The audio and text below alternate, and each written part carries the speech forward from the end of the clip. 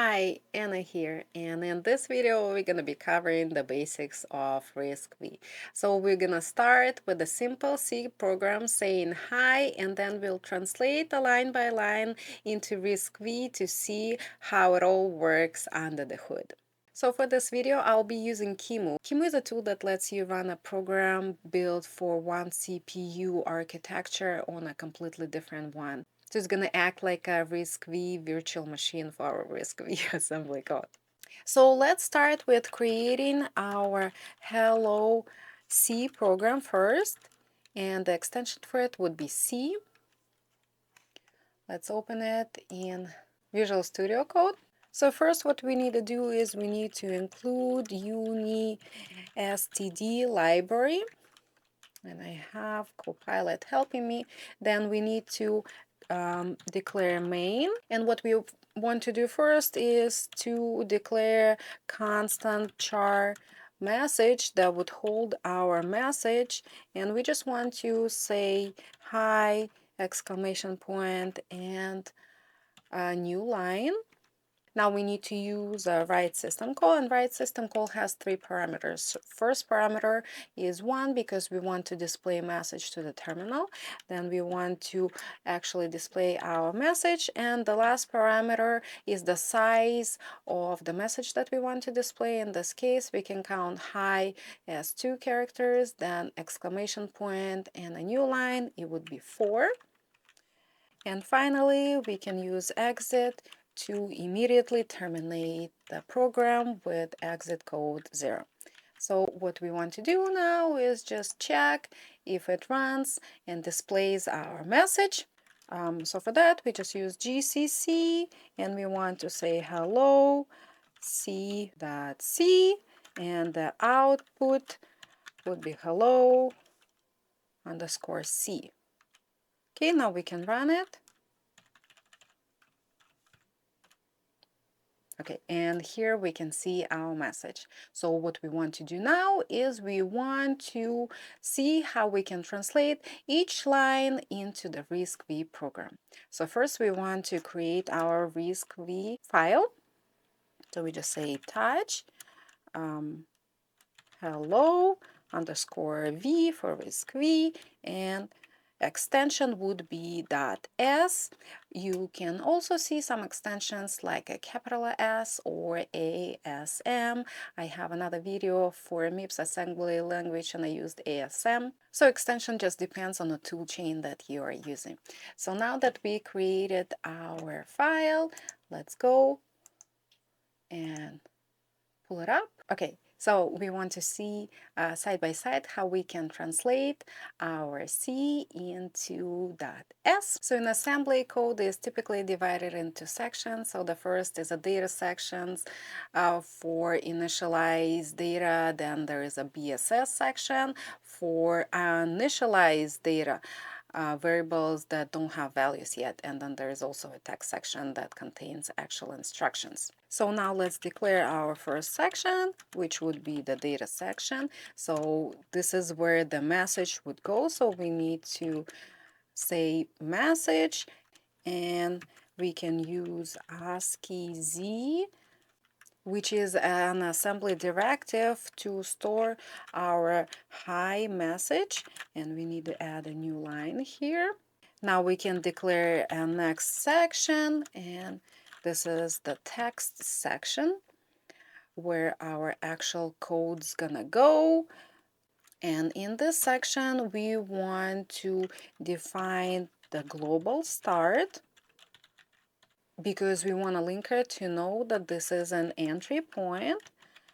Okay, and now we are ready to translate our C line by line.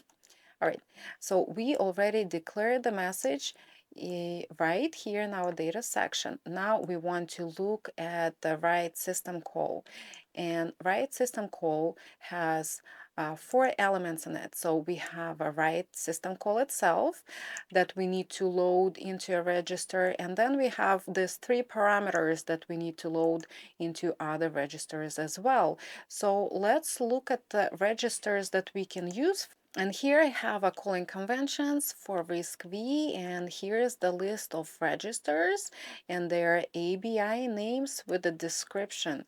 So we have these registers that we're going to be using for our program A0 and A1 for function arguments and return values. Then there are also A2 through A7 for function arguments, and A7 is going to be used for system calls specifically. Then we're not going to be using these registers, but this T registers hold temporary values. And then these registers, just good to know because this is SP for the stack pointer, RA for the return address, and 0 for hardwired 0. So let's start with using A7 for the system call write, and we want to know what number system call write translate to. Let's look at this RISC-V Linux syscall table and find write system call in it here. So write system call translates to number 64. Here's the call name and the call number associated with it. So now that we have the number, we want to see what instruction we can use. Here is a RISC-V reference with all the instructions, and 64 is just an immediate value, so we want to load an immediate value into the register, and for that we want to use this pseudo instructions. LI in particular loads an immediate value. So let's use this instruction and we can say LI A7 and use 64. Now what we need to do is we need to load our first number 1, and we can just use LI and register A0 with the value 1, and we are using A0 because those registers used with the function arguments and return values. Now let's go back to our code, and what we need to do now is we want to load the message into a register. So for that we can use register A1, but we can't use this li instruction because it only loads the immediate value and our message actually lives at the address. So what we want to do is we want to go back into instructions and see how can we load an address, and for load address we can use this la instruction. So let's head back to our code and say la, and we can use A1 for that and load our message into this register. And the last parameter that we have here is 4, and 4 again is just a number, so we can use li again and load it into A2 and put the 4 in there. So what we want to do now is we want to execute the system call.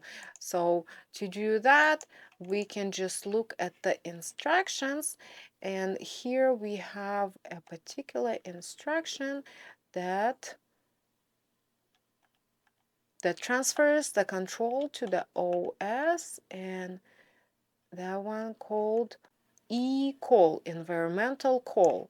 And the description here is says transfer control to the OS. So let's use ecall, and now we can use the exit system call. We can use li instruction again, but we need to find the exit system call number. So let's see.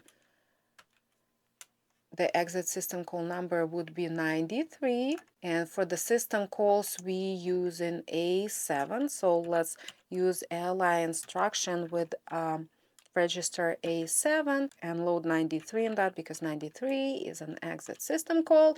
And we also need to load 0 using li instruction, and we can load it into A0 just like this. And we need to use the ecall again to transfer control to the OS. And now we have our code completed, and we are ready to compile. So first we want to use RISC-V 64 unknown elf as O, and the name of the output hello v.o, and the name of the program hello v.s, to assemble our assembly code into a machine code. And now we want to use a similar command, but with ld. We say -o, and we also use the name hello _v and the output file hello _v.o. Okay, let's use it. Now we can actually run program to say hello _v, and here's our message. Did it on the first try. Yay! So this was our first hello world in a RISC-V language. Please leave me a comment below if you want me to make more videos on RISC-V or not. Don't forget to like and subscribe. I also have a Patreon. If you want to support me and my channel, consider becoming a member or not. I have a link in my bio to buy me a coffee or wine website. I do need wine on Fridays and Saturdays. So please help me keep my supply high. Anyways, Anna is signing off. Bye.